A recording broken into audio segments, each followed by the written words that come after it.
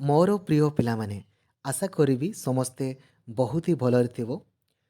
NCERT one ଲାଇନର୍ର ଏହା series number 3 ଅଟେ, ଯେଉଁଥିରେ କି ଆମେ କଭରେଜ୍ କରିବା ଏନ୍ଭାୟରମେଣ୍ଟ ଆଣ୍ଡ ଇକୋଲୋଜି। ଏହା NCERTର ଗୋଟେ ପାର୍ଟ ଅଟେ, ତ ଏହାକୁ ଫୁଲି କଭରେଜ୍ କରିଦେବା ଗୋଟେ ସିଙ୍ଗଲ ଭିଡ଼ିଓରେ। ଏହା ପୂର୍ବରୁ ଆମେ ଅଲରେଡ଼ି ୱାର୍ଲଡ ଜିଓଗ୍ରାଫିକୁ କଭରେଜ୍ କରିଛେ। ତାକୁ ଯଦି ଆପଣ ଦେଖି ନାହାନ୍ତି ଦୟାପୂର୍ବକ ଦେଖିଦେବେ। ଠିକ୍ ଅଛି, ମୁଁ ତ କହିବି ଆପଣ ସଫ୍ଟ କପିକୁ ନିଶ୍ଚିତ ଭାବରେ ଗଥ୍ରୁ କରନ୍ତୁ ଏବଂ ଯଦି ସମ୍ଭବ ନିଶ୍ଚିତ ଭାବରେ ୟାର ହାର୍ଡ଼ କପିକୁ ବେଶୀ ନାହିଁ 200-300 ଟଙ୍କା ପଡ଼ୁଛି, ଆପଣ କିଣିକି ଗଥ୍ରୁ କରନ୍ତୁ। NCERT ଆପଣଙ୍କର ଫୁଲ୍ କଭରେଜ୍ ହେଇଯିବ। ନଚେତ୍ ଭିଡ଼ିଓକୁ କମ୍ପ୍ଲିଟଲି ଦେଖିବେ, ବହୁତ ହି ସୁନ୍ଦର ଭାବରେ ଆଉ ସରଳ ଭାବରେ ମୁଁ ଆପଣଙ୍କୁ ବୁଝେଇଦେବି। ଲାଇକ୍ ଆଉ ସେୟାର କରିବାକୁ ଭୁଲିବେନି। ଆଉ ହଁ, ଚ୍ୟାନେଲକୁ ନୂଆ ଅଛନ୍ତି ଦେନ୍ ଏବେ ହିଁ ସବସ୍କ୍ରାଇବ୍ କରିକି ଅଲ୍ ନୋଟିଫିକେସନ୍କୁ ବି ଅନ୍ କରିଦେବେ। ଦେଖନ୍ତୁ, ଏନ୍ଭାୟରମେଣ୍ଟ ଆଣ୍ଡ ଇକୋଲୋଜିରୁ ଆମର ଗୋଟିଏରୁ 2 ମାର୍କ ଆମର ସିଓର ସର୍ଟ ପଡ଼ିବ, କାହିଁକିନା ବହୁତ ହି ଇମ୍ପୋର୍ଟାଣ୍ଟ ଜିନିଷ ଏଥିରେ ଆପଣଙ୍କ ପାଇଁ ରହିଛି, ଯାହାକି ଆପଣ ଭିଡ଼ିଓକୁ କମ୍ପ୍ଲିଟ୍ ଦେଖିଲେ ଜାଣିପାରିବେ। ଦେଖନ୍ତୁ, ଯଦି ମୁଁ ଆପଣଙ୍କୁ କୁହେ ଏନ୍ଭାୟରମେଣ୍ଟ କହିଲେ କ'ଣ ବୁଝନ୍ତି, ଆପଣ କହିବେ ସାର୍ ପରିବେଶ। ହଁ ଯେ, ପରିବେଶ କହିଲେ କ'ଣ? ଦେଖନ୍ତୁ, environment is a term derive from the French word environner that means to surround. ମାନେ ଆମେ ଏମିତି କହିପାରିବା ଯେ ଆମର ଆଖପାଖରେ ଯାହା କିଛି ବି ତୁମେ ଦେଖୁଛ ନା, ସେଗୁଡ଼ାକୁ ଆମେ ପରିବେଶ ବୋଲି କହିଥାଉ। ବୁଝିବାରେ କିଛି ଅସୁବିଧା ନାହିଁ। ଆପଣଙ୍କର ଆଖପାଖରେ କିଛି ବି ଆପଣ ଦେଖନ୍ତୁ।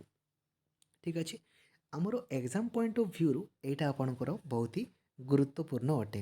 କିଛି କିଛି ଇମ୍ପୋର୍ଟାଣ୍ଟ ଡେଜ୍ ଗୁଡ଼ା, ଯେମିତିକି ୱାର୍ଲଡ ୱେଟଲ୍ୟାଣ୍ଡ ଡେ ଆମେ କେବେ ପାଳନ କରିଥାଉ ନା ଫେବୃଆରୀ 2 ତାରିଖରେ ପାଳନ କରିଥାଉ।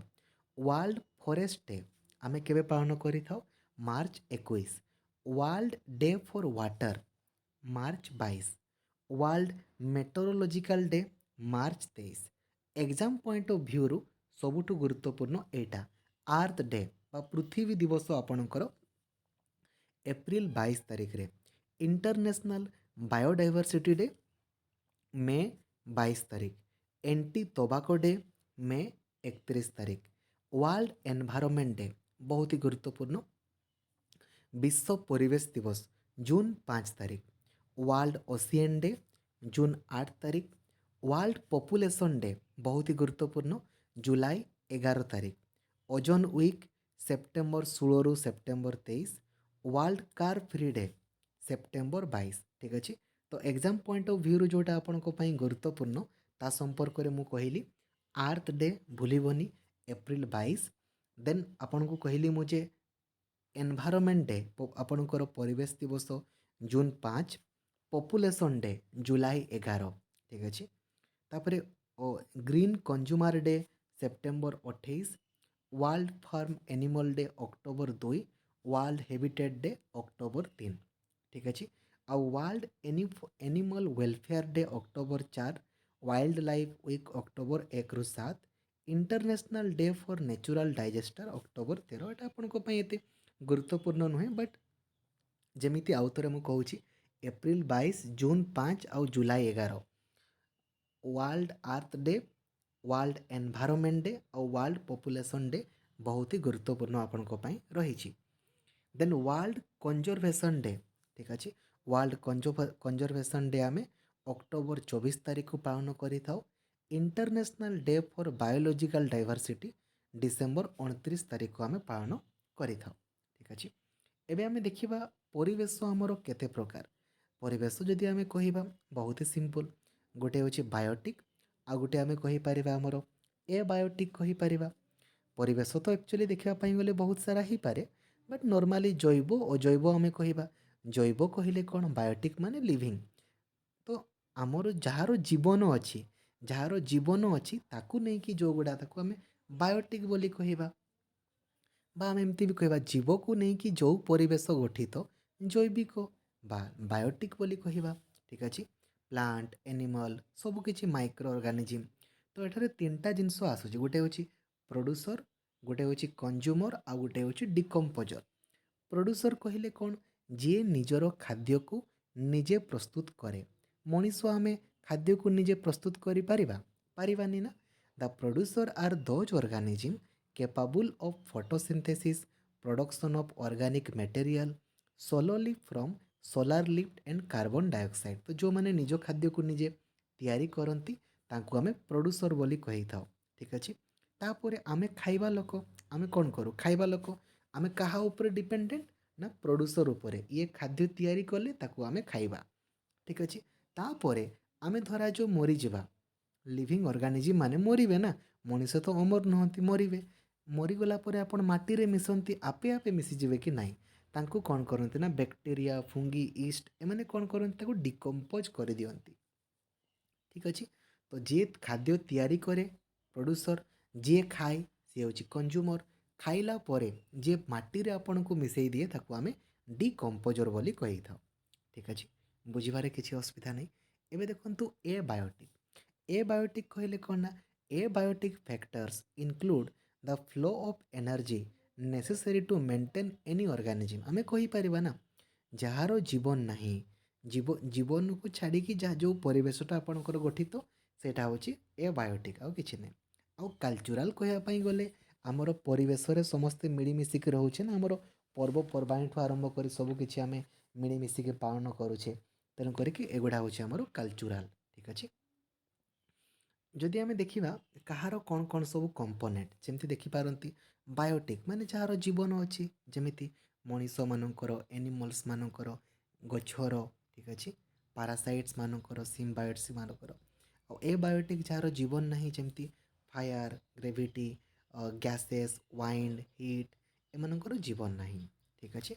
किसी असुविधा नहीं बुझे किसी प्रोब्लेम हो कि नहीं। तो एबे देखो इकोलॉजी इकोलॉजी कहले कौन The word ecology is derived from the Greek word oikos meaning habitation and logos meaning discourse or study implies a study of the habitation of organism। माने आमर जो लिविंग ऑर्गेनिज्म हुंतु किंबा नॉन लिविंग ऑर्गेनिज्म माने प्राणी हुंतु किंबा उद्भिद हुंतु से माने केमिति बंचुछंती ता संपर्क रे पढ़िबा को आमे कोन बोली कहूना इकोलॉजी बोली कही था। कौन कहले इकोलॉजी बोली आमे कही था।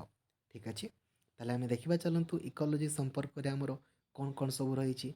इकोसिस्टम इकोसिस्टम आपनकर मन अछि ना जने खाद्य तैयारी करिवो ताकू किए खाइबो ताकू किए खाइबो ताकू किए खाइबो एइटा होछि आपनकर इकोसिस्टम। ठीक अच्छे। आसम देखिबा आमर इकोसिस्टम केमितिका काम करे। ठीक अच्छे। Ecosystem performs the most important function of satisfying the requirements of the different aspects of the biotic component.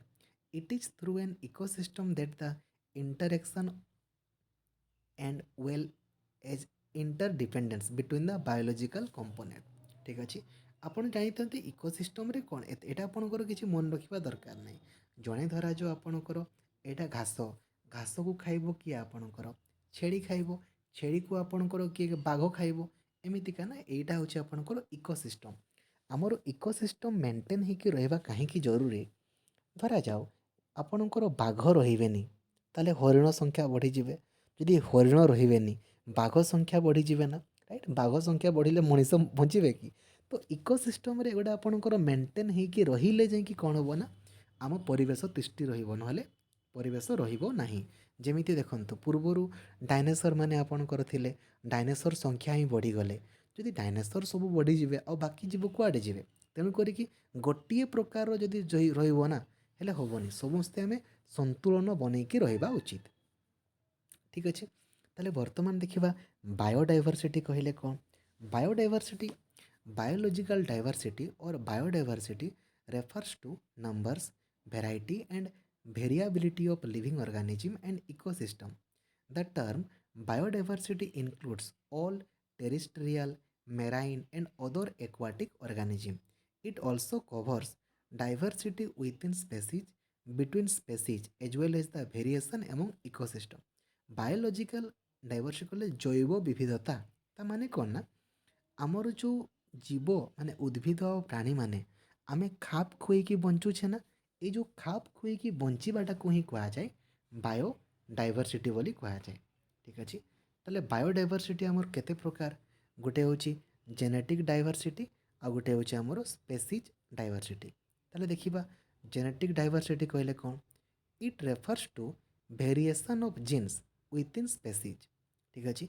Each member of any animal और plant species differ widely from other individual in its genetic makeup because of the large number of combination possible in the genetic that give every individual specific characteristic। देखंतु आमे जीव मानक मध्यरे भी समस्ते समान कि समस्तंकर समान नहीं ना, कहीं ना समस्तंकर जीन अलग अलग, तो समस्तंकर गुण मध्य अलग अलग, तो समस्तंक मध्यरे कौन अछि ना विविधता बा विभिन्नता रही। सेमिति स्पेसीज डाइवर्सिटीज कहले आपण कौन बुझंती? स्पेसीज डाइवर्सिटीज कहवाई गले देखंतु आमर पृथ्वी रे प्लांट भी रुहंती, एनिमल भी रुहंती। प्लांट मानकर अलगा, एनिमल मानकर अलगा, तो तांको मध्यरे मध्य विविधता रही। ठीक अच्छे। आउ इकोसिस्टम डाइवर्सिटी कहले देखंतु केही केही लोक माने मरुभूमि रहिबा पई भल पाती, केही आपणकर स्थल भागरे, केही जल भागरे, एमिति समस्तंको रहिबार जगह मध्य अलगा अलगा अटे। ठीक अच्छे। तो biographic classification of India, Bharat को जदि आम बायोग्राफिकली क्लासीफाई करवा तो देखंतु आमर कौन कौन सब जोन रोचे? Trans Himalayan zone, Himalayan zone, desert zone, semi arid zone, western Ghat zone, Deccan plateau zone, Gangetic plain zone, north east zone, coastal zone, island present near the shoreline. माने आपणकर कौ कौ जगार कौ प्रकार प्राणी आ उद्भिद माने रोचंती। तो आपणकर ट्रांस हिमालयन रे अलगा रोक रोहंती, हिमालयन टाइप से भाया आओ।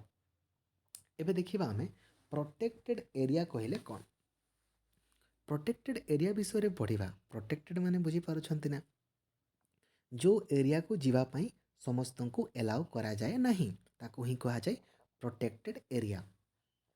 तो एग्जाम पॉइंट ऑफ व्यू रु एटा आपनको पई गुरुत्वपूर्ण जे भारत रे वाइल्ड लाइफ प्रोटेक्शन एक्ट केबे आसिला बोली पचारिबो। तो भारत रे वाइल्ड लाइफ प्रोटेक्शन एक्ट आमर 1972 रे आसिला।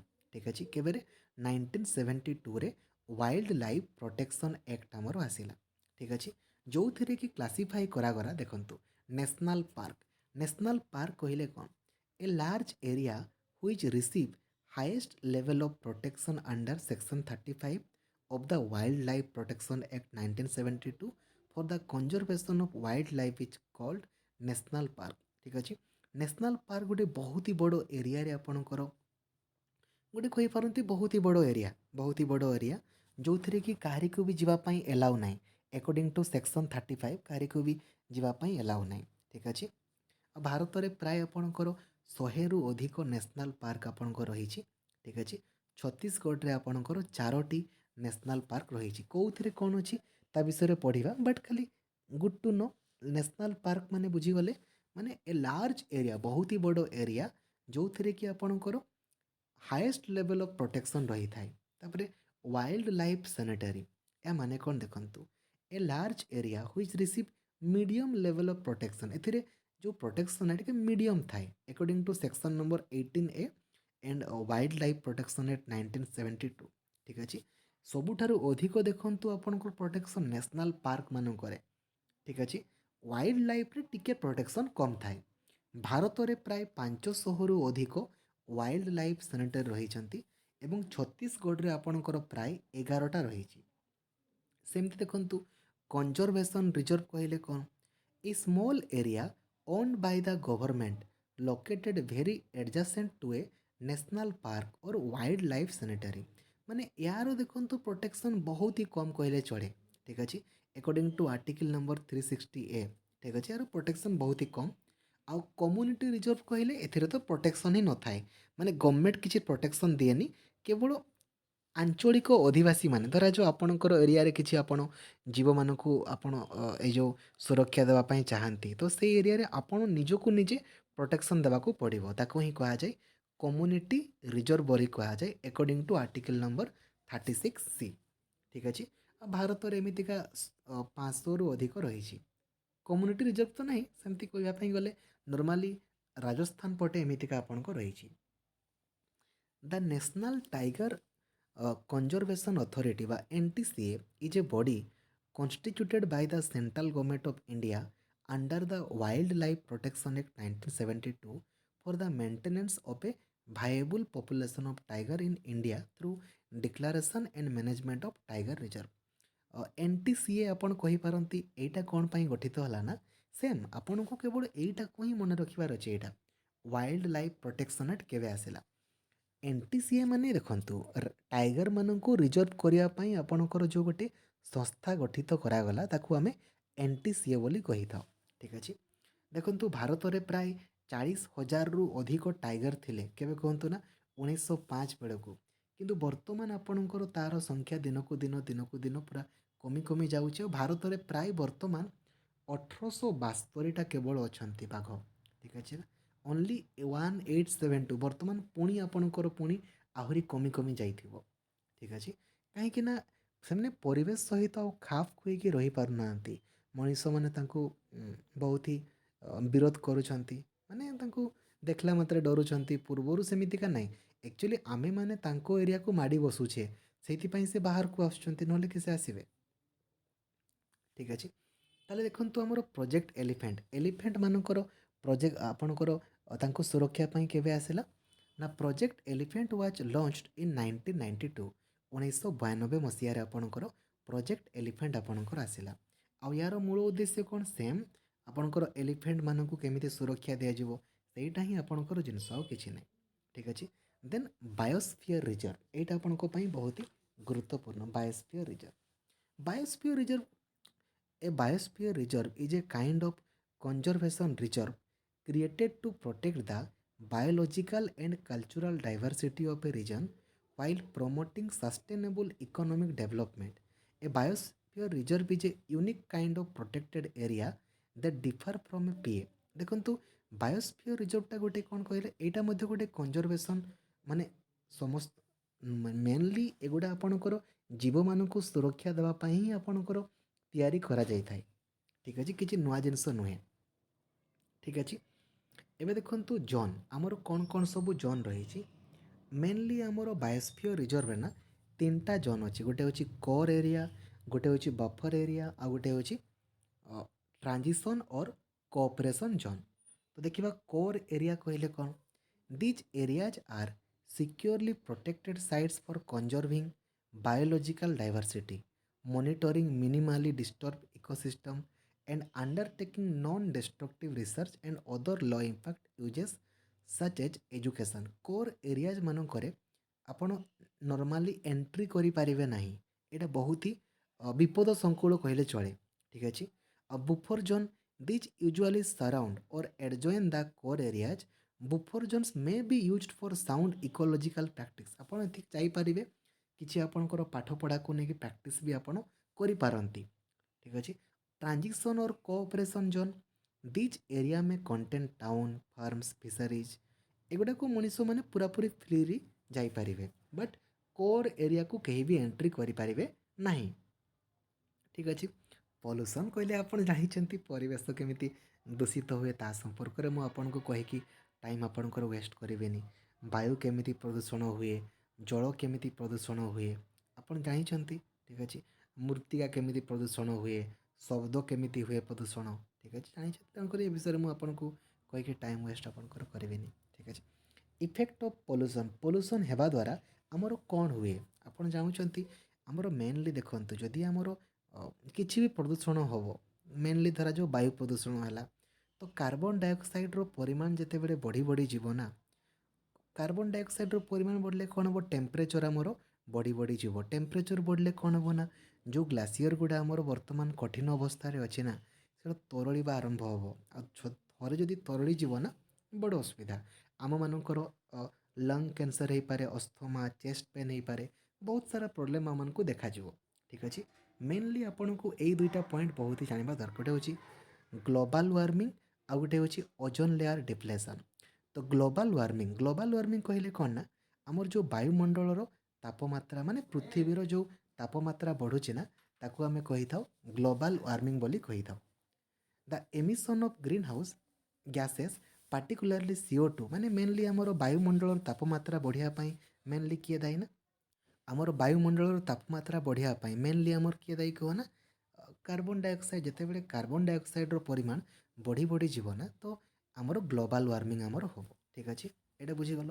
ଦେନ୍ ଓଜୋନ୍ ଲେୟାର ଡିପ୍ଲେସନ୍, ଆପଣ ଜାଣିଥିବେ ପୃଥିବୀର ଗୋଟେ ଆମର ଓଜନ ସ୍ତର ଅଛି। ଏଇ ଓଜନ ସ୍ତର କ'ଣ କରେ ନା, ସୂର୍ଯ୍ୟ ପାଖରୁ ଯେଉଁ ଅତି ବାଇଗଣୀ ରଶ୍ମିଟା ଆସୁଛି ନା, ଯଦି ଡାଇରେକ୍ଟଲି ଆମ ଦେହରେ ପଡ଼ିବ ନା, ତ ଆମକୁ ଚର୍ମ କ୍ୟାନ୍ସର ହେଇପାରେ। ତେଣୁ କରିକି ଓଜନ ସ୍ତର ଆମର ଅଛି, ଏଇଟା କେଉଁଠି ଅଛି କି ଷ୍ଟାଟୋସ୍ଫିୟରରେ ଅଛି।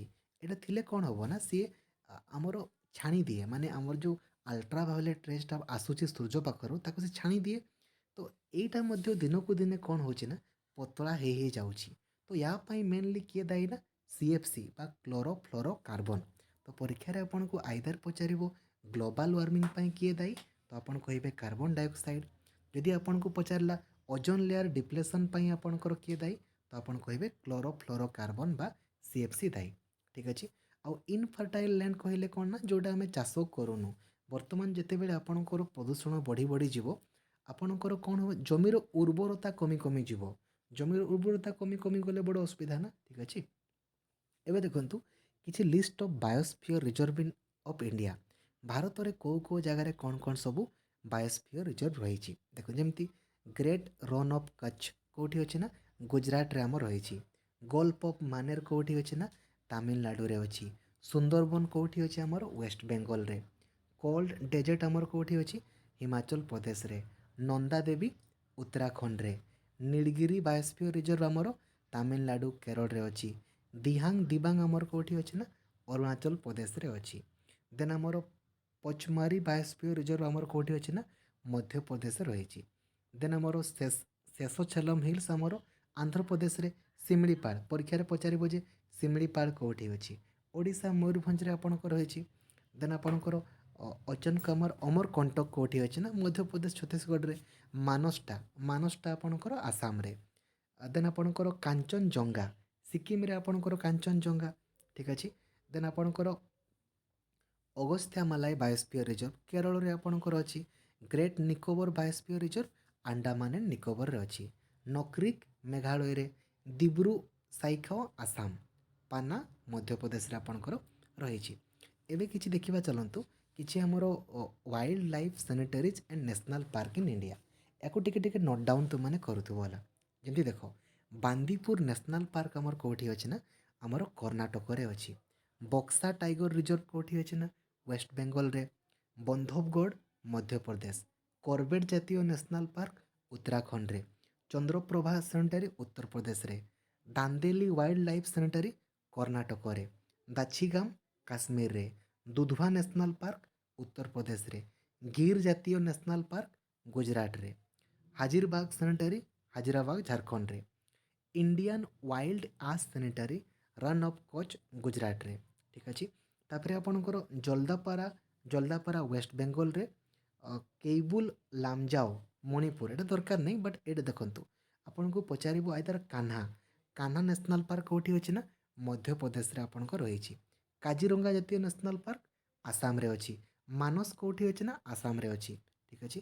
ଦେନ୍ ମୁଡୁମାଲାଇ ନ୍ୟାସନାଲ୍ ପାର୍କ ଆପଣଙ୍କର ତାମିଲନାଡ଼ୁରେ ରହିଛି। ମୁଡୁମାଲାଇ ତାମିଲନାଡ଼ୁରେ। ଦେନ୍ ନକ୍ରେକ୍ ମେଘାଳୟରେ। ନମ୍ଦାପାଢ଼ା ଅରୁଣାଚଳ ପ୍ରଦେଶରେ। ନାଗରହୋଲ କର୍ଣ୍ଣାଟକରେ। ଠିକ୍ ଅଛି। ପଞ୍ଚମାରୀ ରହଲା ସୁନ୍ଦରବନ। ସୁନ୍ଦରବନ ଆପଣଙ୍କୁ ପଚାରିବ, ସୁନ୍ଦରବନଟା ୱେଷ୍ଟ ବେଙ୍ଗଲରେ। ସରିସ୍କା ରାଜସ୍ଥାନରେ। ଶିମିଳିପାଳ ଓଡ଼ିଶାରେ ଆପଣଙ୍କ ରହିଛି। ଠିକ୍ ଅଛି। ଦେନ୍ ତାଡ଼ୋବା ଚନ୍ଦ୍ରପୁର ମହାରାଷ୍ଟ୍ରରେ। ତାଡ଼ୱାଇ ୱାରଙ୍ଗଲ ତୁଙ୍ଗଭଦ୍ରା ବେଲେରୀ। ଠିକ୍ ଅଛି। ସେମିତି ବାର୍ଡ଼ମାନଙ୍କ ପାଇଁ କିଛି ସାନିଟାରୀ ଆପଣଙ୍କର ରହିଛି। ଦେଖନ୍ତୁ ବାର୍ଡ଼ମାନଙ୍କ ପାଇଁ ଯେମିତି ଭରତପୁର ଆପଣଙ୍କର କେଉଁଠି, ଭରତପୁରଟା ରାଜସ୍ଥାନରେ। ଚିଲିକା ଆମର ପୁରୀରେ ଅଛି, ଓଡ଼ିଶା। ତାପରେ ଆପଣ ଘଟପ୍ରଭା କର୍ଣ୍ଣାଟକରେ ଆପଣଙ୍କର ରହିଛି। ତାପରେ ଦେଖନ୍ତୁ ଆପଣଙ୍କର ଯଦି ଦେଖିବେ କାମରାକମ୍, ଏଇଟା ଆପଣଙ୍କର ଅଛି କେରଳରେ। ତାପରେ କୌଦିନ୍ୟା, ଏଇଟା ଚିତ୍ତୋର ଆନ୍ଧ୍ରପ୍ରଦେଶରେ। ମାୟାନୀ ସତାରା। ନାଲ ସରୋବର ଆପଣଙ୍କର ଅହମ୍ମଦାବାଦରେ। ନେଲାପାଟ୍ଟୁ ନେଲୋରରେ। ପୁଲିକାଟ ତାମିଲନାଡ଼ୁରେ। ରଙ୍ଗାନଥିଟୁ କର୍ଣ୍ଣାଟକରେ। ସୁଲତାନପୁର ଆପଣଙ୍କର ଗୁରଗାଁରେ। ସାଲିମ ଆଲି ଚୋରାଓ ଆଇଲାଣ୍ଡରେ। ଠିକ୍ ଅଛି।